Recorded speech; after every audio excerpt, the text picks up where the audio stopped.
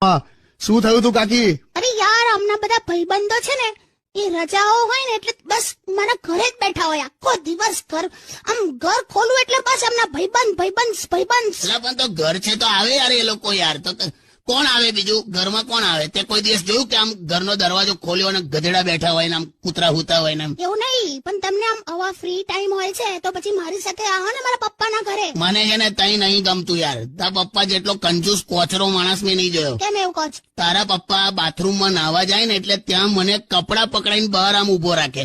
પછી કે જમાઈ રાજ, મેં નાવા બેસું છું, બાથરૂમની બહાર જે સાબુનું ફીણ આવે ને એમાં કપડા ધોઈ નાખજો કે. જાવ ને યાર. ખરેખર મને ત્યાં નહીં એડજસ્ટ થવાતું જ નહીં. તને કહું, નળમાં પાણી પતી જાય છે ને આંખમાં પાણી રહી જાય છે. કોચરો સસરો એટલે અલા ઓ જવા દો એ વાત. કાકી, ઓ કાકી, હમણાં જ આયા છો તો મને મળો તો ખરા યાર. તમારો ખરો કદરદાન તો હું જ છું. હે હું ના બોલતા, શરમ આવે. આટ ખરેખર બ્યુટીફુલ લાગો છો તમે. આમ સ્ટુડિયોમાં હાજર હો ને તો આમ એક અલગ જ ફિલિંગ આવે યાર. You are so attractive. તો સવારે નાસ્તામાં 70 ગ્રામ મેગ્નેટ ખાય છે, લોહી ચુંબક. શું છે તમારે? આ તો તું જો ને, પણ મારી હાજરીમાં એને લાઈન મારે. તમે કોઈ દિવસ રોમેન્ટિક થયા નથી એમની સાથે. ઓલવેઝ ઝઘડો છો અને કોઈક બીજા બોલે તો પછી મરચા લાગે છે. જો એક વાત સમજી લે, પત્ની અને કાશ્મીર એક જેવું છે.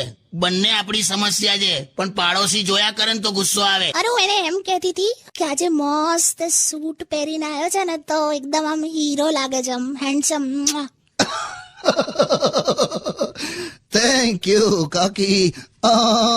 એ ઝઘડાને બ્રેક મારી હોય એવું ના કર. શું છે તમને? ગરમીમાં શેના સૂટ પહેરીને ફરે? મીટિંગ છે બપોરે અહીંયા. સૂટમાં મસલા. અરે સ્ટાફે તમને સવાલ પૂછાવડાયો છે કે તમે આ વખતે ધનતેરસની પૂજા કરી કે નહીં? બહુ જોરદાર કરી મેં. હવે સાચું કોને? તારે સાચું જ કહું છું ને, મજા ના આવી. એકચ્યુઅલી હું છેલા, જો નહીં મારી પાસે પીએફ ના પૈસા નથી, મારી પાસે પેન્શન ના પૈસા. એટલે મેં શું કર્યું, મારે એકચ્યુઅલ કઈ પૂજા જેવું હતું જ નહીં. મેં તારી કાકીની પૂજા કરી નાખી. How romantic. કશું રોમેન્ટિક નથી. હવે આગળ હા, પણ હું કર્યું બધું સારું જ કર્યું મેં. આણે એકદમ 10,000 રૂપિયા મારી પાસે માંગ્યા. એ શેના? એ તો એ જ જાણે. લક્ષ્મીજી આપણી પાસે પૈસા માંગી જાય એ કન્સેપ્ટ મારા મગજમાં ઉતર્યો જ નહીં. પણ આપણે એક દાવો કર્યો. મેં 10,000 ની સાથે સાથે મારું વિલ મેં એને પકડાઈ દીધું. વાહ વાહ કાકા, બહુ ઉદાર દિલના માણસ છો. ઉદાર દિલનો ને હું ઉધાર દિલનો છું. કારણ કે વિલમાં મેં એટલું લખેલું કે કોને કેટલા ચૂકવવાના છે. એ જોઈને એટલી હિપ થઈ ગઈ ને તો વિલે હાલ દીધું ને 10,000 પાછા હાલ દીધા. મને કે જેના ચૂકવવાના એને ચૂકવી દો. નફટ જેવા. હા, મજા આવી ગઈ, આપણને મજા આવી ગઈ. એટલે આ રીતે આપણે એટલે આ તો કઈ મેન્ટેનન્સ થોડું છે. એમ નહીં, સામાન્ય પણ નથી કરતા એમ. ચાલ આવે. તને છે ને દરેક વાતમાં ઓછું જ પડે છે. લીંબુ ચૂસતા એક વાર એવું બોલેલી કે આમાં ખટાશ ઓછી છે. તને ખબર ભાઈબંધ, આ લોકો છે ને બધા બચતમાં વિશ્વાસ રાખે તોય મોંઘા જ કપડા ખરીદે. મોંઘા ખરીદે પછી કે મારી પાસે પહેરવા માટે કઈ છે જ નહીં. કે પહેરવા માટે કઈ ના હોય તોય એમના કબાટમાં 1 ઇંચ જેટલી જગ્યા ખાલી ના મળે. હા, અને એકદમ આમ બ્યુટીફુલ તૈયાર થાય પાછા. અને આટલી બ્યુટીફુલ તૈયાર થાય ને તોય એને તો સંતોષ ના જ હોય. અને પાછું એવું ઈચ્છે કે એનો હસબન્ડ એના વખાણ કરે. અને પેલો બિચારો હાચે વખાણ કરે ને તોય વિશ્વાસ ના કરે. એટલે તમારે જોઈએ છે શું? કઈ નહીં, 2 ઘડી ગમ.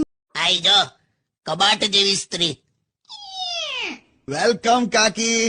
એટલે આ કેમ આવી લાલ ઘૂમ મોડું છે? બ્યુટી પાર્લર માંથી આવીને ફેશિયલ ને થ્રેડિંગ ને બધું કરાયું. એટલે પણ આવી ઝગમગ સાડી પહેરી, લાલ ઘૂમ મોડું, આ કોક વોલપેપર પર સૂરજ આથમતો હોય એવું લાગે છે. બહુ સારું. આમ આવી જો. એટલે આમ માથે આ કપાળ પર માણસને કઈ રીતે સોજો આવે? અરે ઢીમચું થઈ ગયું છે. રિક્ષામાં આવતી હતી, ડ્રાઈવરે ઘીપ દઈને એવી બ્રેક મારીને મીટર માથે ભટકાયું. ઢીમચી નીકળ્યું માથે. શું કામ પણ